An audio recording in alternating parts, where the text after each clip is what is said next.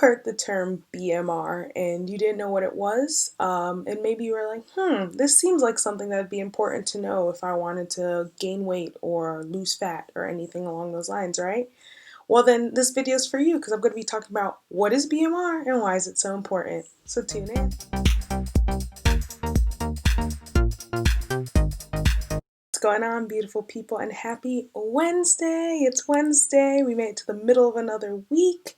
I'm coming at you from inside today because outside is pouring and I didn't want you to hear the whoosh all throughout the video. So it's Wednesday, and here at Hustling and Healing, Wednesdays are Wellness Wednesday. It's Wellness Wednesday. And today I'm going to be talking about BMR. More specifically, what is it and why is it important? So BMR stands for basal metabolic rate. And what BMR is it's the amount of energy / calories that your body needs to maintain its basic functions at rest. So basically, it's your metabolism. It's what you like, how much energy your body needs and burns, and in a resting period to keep you functioning for 24 hours, one day.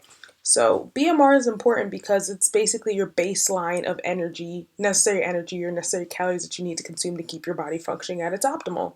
So why is that important in terms of wellness? Because if you're interested in losing weight, like losing fat, then you need to be eating less than what your BMR is, because you want to be in a caloric deficit, and that's how your body uses what's already stored and burns it off. So generally the rule of thumb, as I've spoken about in previous videos, is that you want to eat approximately 300 to 800 calories less than your allotted calories, so your BMR, in order to put your body in a caloric deficit to burn that fat. So that's how to lose weight or lose fat. If you're interested in maintenance, then you want to eat just at or around what your BMR is.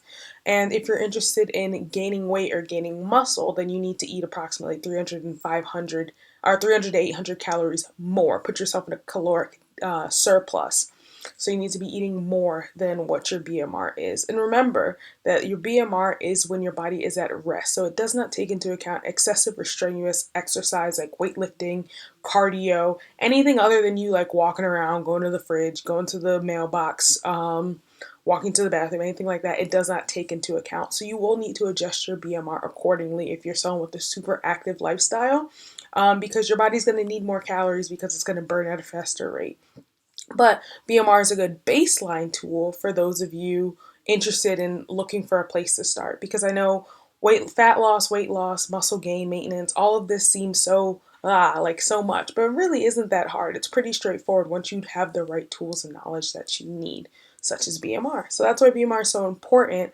If you're interested in calculating it, there are two accepted formulas. One they've used from like the early 1900s, I think it's like 1910, all the way up till 1990, and then and that will be on the left because they're going to be playing on the screen now. And then they revamped that formula, and that's the formula they use now for BMR. But both of them are pretty similar and they're pretty close, but they're super complicated. So instead of doing all that and putting yourself through that hardship, unless you love math and that's something you want to do, then Google BMR calculator, because there are a ton for free online. So that's awesome. So some takeaways from this video is BMR is what your body needs to maintain its basic functions at rest. So it's how many calories and energy that you need, and that your BMR should be adjusted according to what your activity level is. So if you're someone who tends to do a lot of strenuous exercise, say that you have a very hands-on active job, then you need to eat more to maintain your calories in your and you'll figure that out along the way as you calculate, because BMR is based on height, weight, age,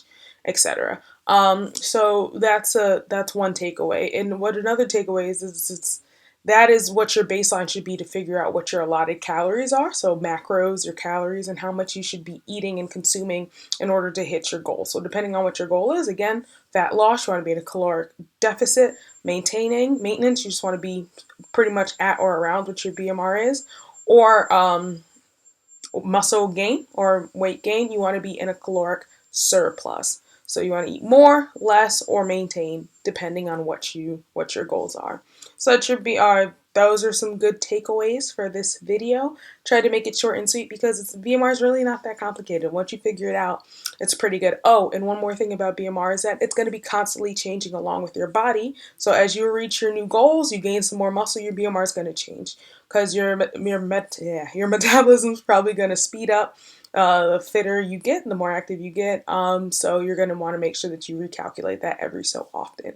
So that's BMR. It's really not that complicated. The BMR seems so big, but it really isn't. It's pretty straightforward. So I hope you enjoyed this video. I hope you learned something. If you did, go ahead and give me a thumbs up. Be sure to like, share, and subscribe, and hit that bell down there to get notifications about my next video. If you're interested in following me on other forms of social media, I am on Instagram, Twitter, and of course YouTube. And finally, if you're interested in other forms of content I post, I do post 3 times a week. That is Monday, Mo Money Monday, Wednesday, Wellness Wednesday, and Sunday, Self Love Sunday. All right, have a great Wednesday wherever you are. Much love, and I'll see you on Sunday. Bye.